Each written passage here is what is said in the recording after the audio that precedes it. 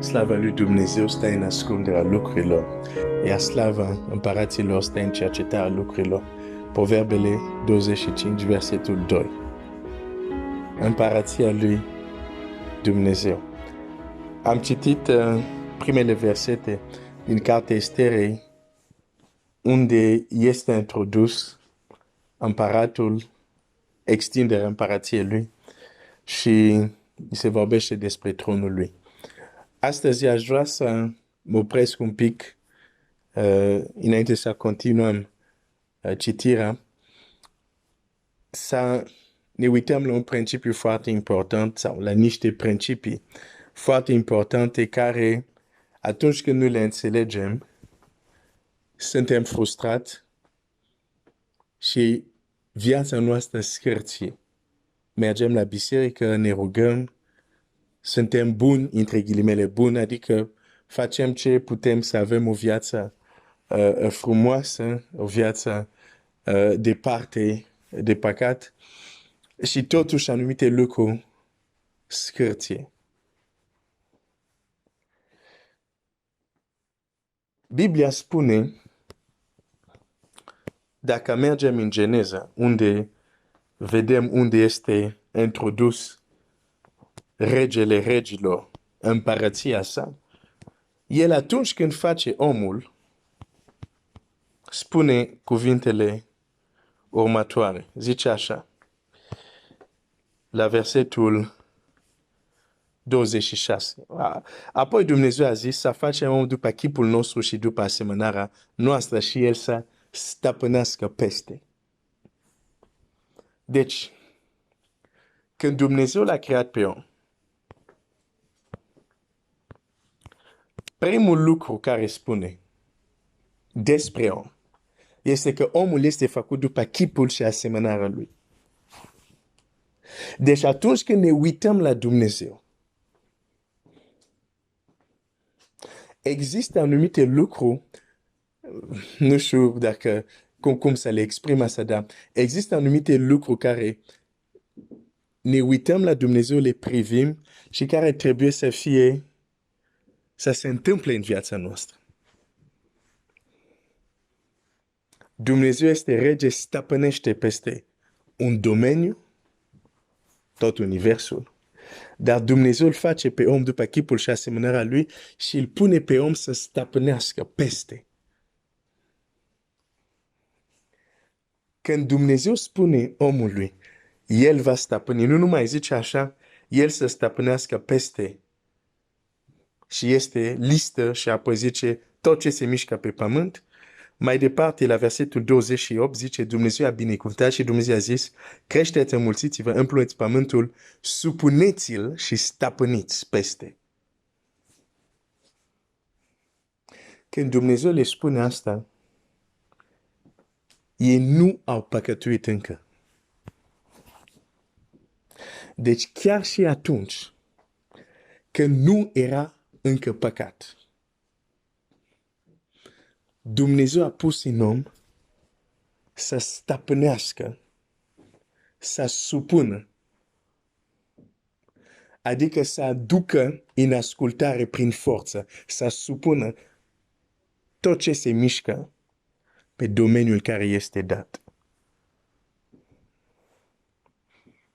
Nu era încă cădere. Cu alte cuvinte, deși nu era încă cădere, dacă omul nu exersa autoritatea care a primit, abilității care a primit pentru a supune pământul, pentru a stăpâni peste, viața lui nu putea să fie o viață împlinită. Pentru că în programul lui sau în planul lui Dumnezeu pentru el, el trebuia să stăpânească. Cu alte cuvinte, chiar înainte de cădere, există anumite lucruri care avea să opună o anumită rezistență lui Adam.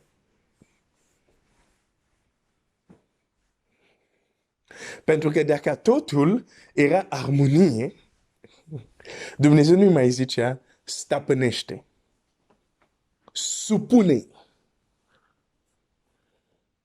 Noi avem această imagine, e frumos, dar avem această imagine unde Edenul sau pământul, totul era armonios, totul era do, re, mi, fa, sol, la, si, do, totul era... Pe nu. Nu era. Pentru că dacă totul era do, re, mi, fa, sol, la, si, do, armonios și frumos, de unde a apărut șarpele? Sau cum de șarpele s-a lăsat folosit de o ființă, o entitate spirituală pentru a ispiti omul? Deci totul nu era do, re, mi, fa, sol, la, si, do. Ne place să auzim asta, dar nu era așa. De fapt, dacă ne gândim, Biblia spune și pământul a fost pustiu și gol și era întunericul pe fața adâncului. Da, sigur, Dumnezeu a spus să fie lumină și reorganizează sau a reorganizat sau rearanjat această lume care era în haos, care a devenit pustie și gol. Dar este clar că întunericul de acolo n-a dispărut. Este clar că forțele care au făcut că pământul să devină pustie și gol, adică la versetul 2, e clar că nu s-au evaporat. Desigur, în grădina Edene era frumos, totul era așa, dar nu totul era do, re, mi, fa, sol, la, si, do, o armonie perfectă, nu. Dovadă a intrat păcatul. Dar, chiar și înainte de cădere, omul, în structura lui a fost creat să stăpânească, să domnească pe domeniul care este dat. De ce îți spun asta? Pentru că, de exemplu, când m-am întors la Dumnezeu, nu am înțeles acest lucru.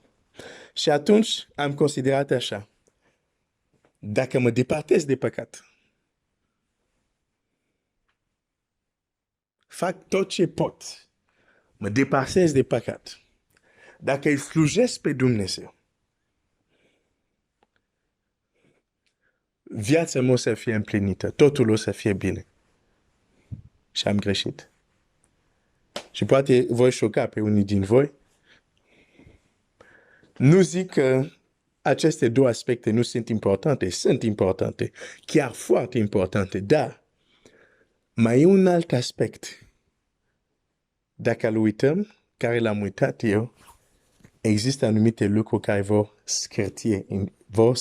scârtie, ok, mă corectez tu, în viața noastră. Nu înțelegeam că, ok, e bine că ai fugit de păcat, dar e bine că îl slujești pe Dumnezeu, dar există lucruri care tu, Glenn, va trebui să înveți, să le stăpânești, să le supui. Ești un luptător, ești un conquérant, dacă vrei. Nu am înțeles partea asta și m-a costat. Pentru că Biblia zice, vegheați, căci adversarul vostru, am uitat că aveam un adversar. Am uitat că există anumite forțe, dacă nu le supun, dacă nu le stăpânesc, nu mă vor lăsa în pace și eu voi fi stăpânit de ele.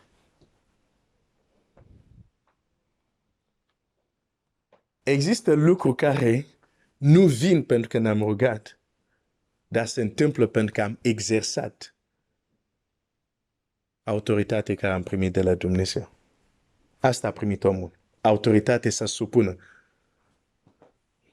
supună lucrurile în domeniul care a primit, bineînțeles.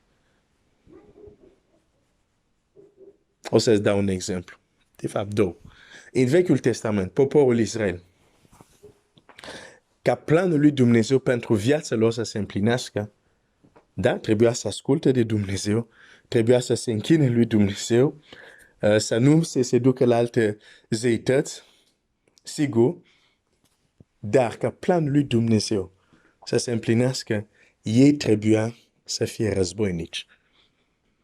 Dumnezeu zice, țara ți-am dat-o, du-te și ia țara în stăpânire. Cu alte cuvinte, Dumnezeu zice, ți-am dat-o, ți-am dat capacitate, autoritate, dar tu ești cel care o să o iei în stăpânire.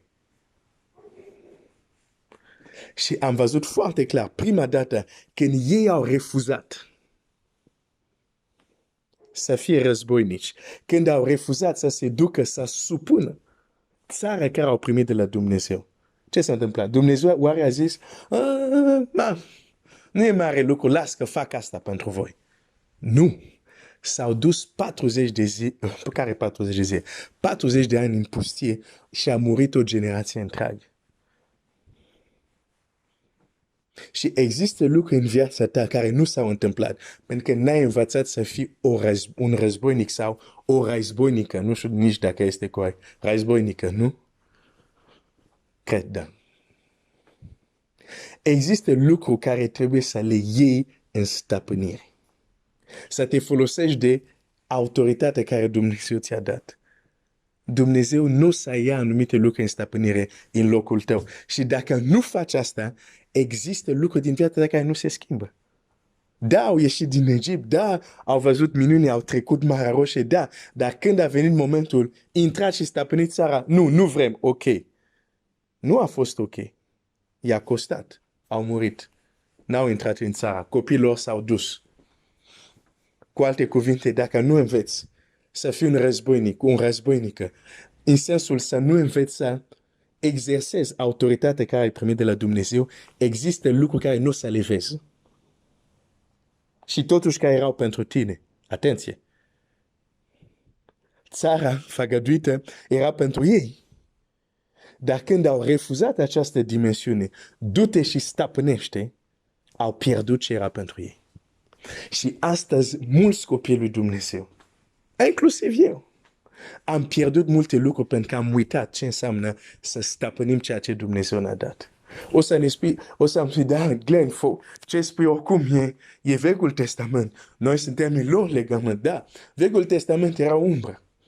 Deci acest principiu îl găsim și în nou. Și în Noul Testament îți trimit în Marcu 16, îți trimit în Efeseni 6. Noi nu avem de luptat împotriva carne și sânge, ci împotriva și avem tot un șir de entități spirituale, care într-adevăr, când nu intrăm să stăpânim ce Dumnezeu ne-a dat, ele stăpânesc. Și apoi plângem, da, Doamne, de ce așa? Nu te-ai dus să iei în stăpânire ce ți-am dat. Altul a venit și a luat și de asta ești chinuit tu acum. Suntem chemați fiecare să stăpânim, să domnim și să supunem în domeniul care Dumnezeu ne-a dat. Nu zic aici, du-te și dă în cap la vecinul tău și fa din el sclavul tău. Cred că sunt bine înțeles. Vorbesc de aceste entități, aceste obstacole invizibile, care nu le vedem, care ne împiedică să luăm ceea ce este al nostru. Gândește-te la copilul lui Israel. Țara era lor. Dumnezeu a zis, ok, pământul și tot ce este al lui este al meu. Ok, m-am hotărât Israel, țara asta e acum a ta. Dar, Doamne, sunt oamenii pe aici. Nu contează dacă am zis că este a ta, ai dreptul legal să iei țara. Dar dacă nu o faci, țara care este a ta nu va fi a ta. Odată ce ai devenit un copil al lui Dumnezeu, ascultă, există lucruri care ai drept legal să le ai. Dar nu le experimentezi încă. De ce? Există anumite entități care au ocupat terenul. Și până nu te duci tu să le dai afară de acolo, unele lucruri nu le vezi. Deja este un aspect care ne scapă. Dar vreau să merg mai departe. Când tu primești autoritatea de la Dumnezeu și fiecare om are, hai să zic ceva, chiar și pagânul care nu crede în Dumnezeu are o anumită autoritate. Știi de ce? Pentru că este făcut după chipul. Este om. Deci are o anumită autoritate. Bine, nu se compară cu autoritatea unui răscumpărat, dar și el are. Cu alte cuvinte, tu o ai.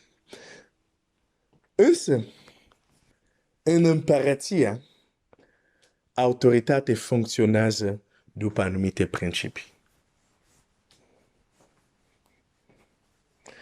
Și anume, lucrurile te vor asculta în împărăție pe măsură ce tu ascult de cel mai mare în împărăție. Nu pot să exersezi cu adevărat o autoritate reală într-o împărăție fără să te supui autoritățile. Și vreau să citesc un text foarte bine cunoscut. Omul acesta a înțeles asta și când zice aceste cuvinte, Domnul Iisus care spune, mare este credința ta. E vorba de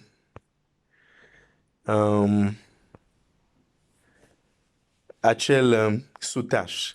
Matei 8 și 5, citesc asta și vom încheia. Pe când intră Iisus în Capernaum, s-a apropiat de el un sutaș, care îl ruga și zicea, Doamne, robul meu zace în casă slăbănog și se chinuiește cumplit. Iisus i-a zis, am să vin să-l tămăduiesc. Doamne, a răspuns sutașul, nu sunt vrednic să intru sub acoperământul meu, ci zi numai un cuvânt și robul meu va fi tămăduit.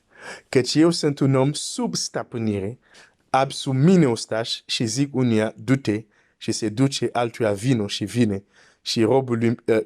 și robului meu. Fac cu tare lucru și îl face.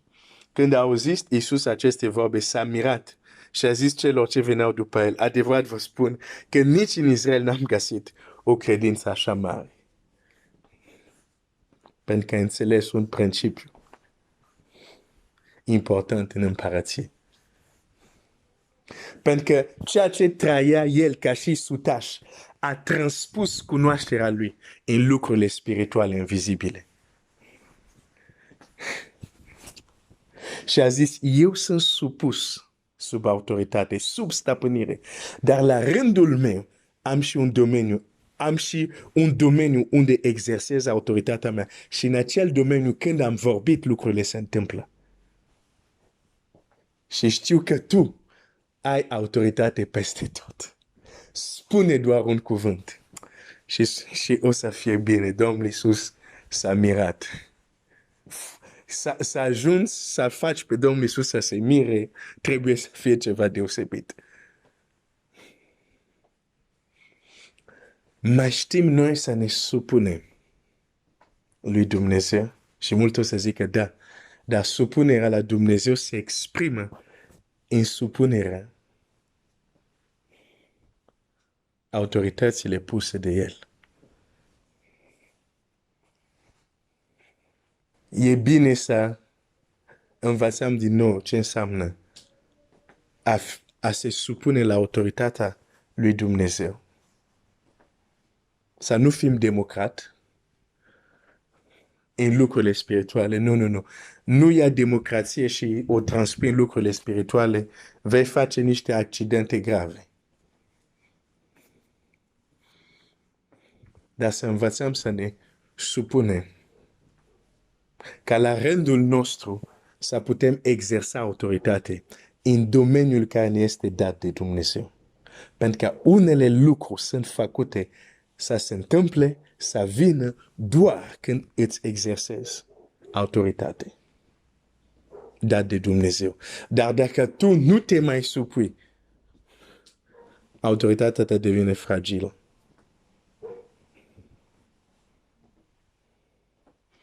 Să mă opresc aici.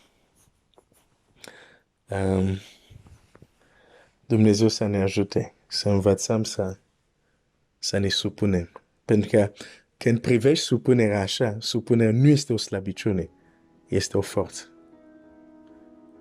Pentru că cât ești supus lui Dumnezeu, cu cât autoritatea ta în domeniul care Dumnezeu ți l-a dat este mare. Dumnezeu să te binecuvânteze.